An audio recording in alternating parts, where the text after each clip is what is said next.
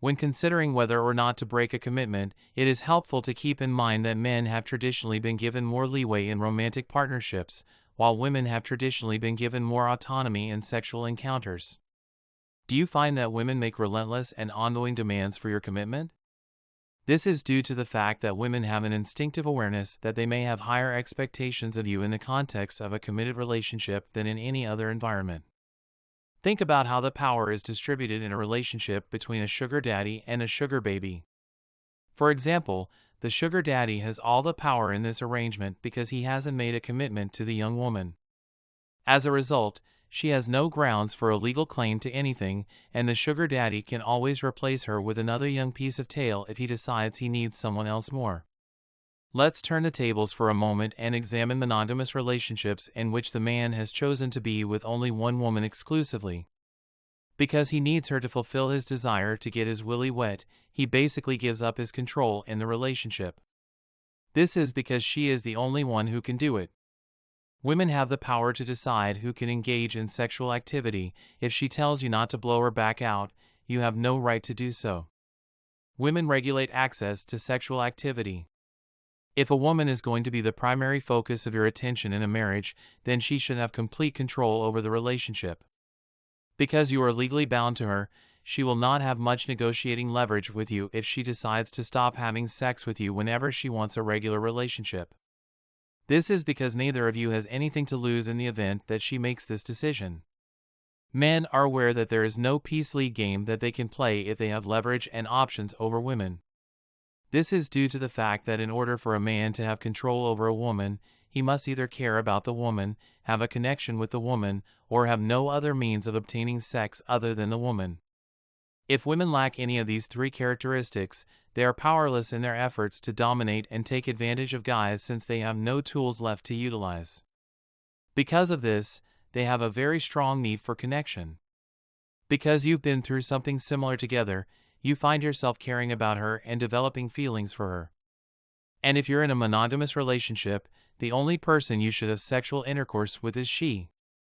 This gets us back to the conversation of sugar daddies, in which the man is just interested in the woman for the sake of his financial support. If he is not in a committed relationship with her, or if he is not sexually reliant on her, he will always have the upper hand in sexual encounters with her. When men opt to disregard women simply because they hold no negotiation leverage with those individuals, women go completely and utterly insane. Do not lose sight of the fact that the primary objective of a mother's life is to maintain her own health in order to see her child through to adulthood. Instead of being physiologically built to care for and protect teenagers, mothers are hardwired to do so for infants, and to assure their own survival in the process. In today's environment, men are the only ones who are able to provide that kind of protection. They need a somewhere to stay, something to eat and wear, and assurance that they will be able to look for their child if they do become pregnant. This is the only way for them to feel safe. All of this can be understood solely from a biological and evolutionary point of view, and it is required for the species to continue existing. Because the majority of women do not have the ability to acquire these things on their own, they have come to the realization that they can trade their wet vice grasp with the guy in exchange for his assistance in acquiring these necessities. All of the things I mentioned are necessities for women, and because of this, most women have come to this conclusion. Therefore, I want you to understand that every relationship is predicated on the exchange of value in some form or another. This so-called love and romance nonsense inevitably leads to transactional relationships because, to the best of my knowledge, and based on the fact that I have a close relationship with Dan, the vast majority of men would never take care of a woman who is not an intimate family member if sex was not involved. There is a 0.001% chance that any particular lady will provide any particular man with her sexual services without charging him at all. Therefore, let's face the realities and acknowledge the reality that the foundation of any relationship between a man and a woman is a transaction of some kind. In light of this, it is safe to state that women have a problem with men who choose to abandon them and their relationships. This is because women feel abandoned when their partners make this choice. Simply put, because you have refused to play ball with them, they are terrified for their life and believe that they will die soon. It is considerably more difficult for women to force financially independent males into handing over their money or other assets. Because if men were to stop being a part of women's lives, the majority of them wouldn't be able to succeed even in the modern world, which is why they can't let men do it on their own. You should never, ever presume that these 304s are effective because of this reason. Do not lose sight of the fact that the vast majority of women are terrible with money and that many of them lack the motivation or ambition to go chase the bag until the age of retirement, which means that they will require either financial support in order to retire or the assistance of another person when they get older. This is something that should not be lost sight of. They have no intention of tying the knot with anyone, and even if they did, the majority of guys couldn't give a hoot about women even if they did. They need the support of the men in their lives, but if they can't receive it through sex or a relationship, they have no leverage over them and will have to resort to extreme measures to ensure their own survival. This is why women go insane when men strike out on their own. They need the support of the men in their lives, but if they can't receive it through sex or a relationship, they have no leverage over them. Imagine for a moment that the majority of men in today's society made the decision that they could no longer put up with contemporary women and went their separate ways. After that, there was no longer any opportunity for women to further their education. Overnight, the systems that have been put in place to extort guys and transfer income to women so that they can thrive will fall apart. These systems were put in place so that women can thrive. They wouldn't have any guarantees in their favor. In exchange for half of the man's assets, there will be no further alimony or child support payments. You can't bring your sugar daddy here. They will not have any stepchildren or son spouses to care for them when they are old because they have no children of their own.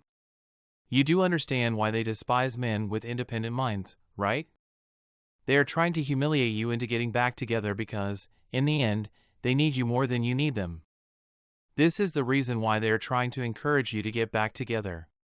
If I were to go into specifics regarding the reasons womanists have for disliking men, the video would be removed from the platform where it is being sold for monetization.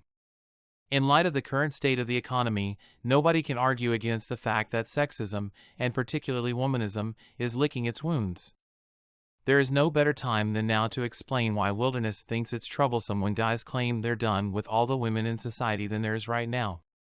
But as per usual, I went to Quora and found a beautiful topic that was tied to this video. However, if I leave this post as is, it will be viewed as being offensive to women, so I will modify it somewhat so that you guys understand the context of what I was talking about. The initial inquiry focused on the factors that contribute to womanists' deep-seated hostility toward men who value their autonomy. Then, let us proceed with the solution, shall we? To keep things straightforward and easy to understand, I'll just offer a brief snippet to illustrate my argument. According to the men's union, X-axis have greatly profited from the fact that they do not have to marry or establish themselves with a single man. In today's society, marriage is effectively a contract of slavery that offers the woman practically limitless power and the support of a legal system that is backed by multiple billions of dollars if she so chooses. This is because marriage is viewed as a social norm. She can always seek the assistance of lawyers, activists, lobbyists, and cultural powerhouses like the media and religion to help her get what she wants by helping her get a divorce, accusing her beloved of whatever she wins to extract even more resources, or making up accusations to advance her own agenda if her husband does not provide her with everything she wants. If her husband does not provide her with everything she wants, she can always seek the assistance of lawyers. As a result of this, XXs crave control and do whatever they want, only to suffer the repercussions later in life in the form of loneliness and financial ruin brought on by their own poor choices, which may include but are not limited to engaging in sexual promiscuity, cheating on significant others, and living extravagant lifestyles. In the end, the XXs pay the price for their actions in the form of loneliness and financial ruin. They stop being able to provide for themselves and frequently transform into highly aggressive people, which scares away even the most submissive men who otherwise might have married them and taken care of them. This is accurate, and it not only elucidates what I was referring to earlier, but it also digs further into the discussion of sexism directed toward women. It is my firm belief that, in old age, women are virtually usually the principal cause of the difficulties they experience in their own lives. Many males have the desire to be with women, but they are unable to do so because women destroy them in the family courts, steal their money and children, and brand them as monsters who must be imprisoned or put to death.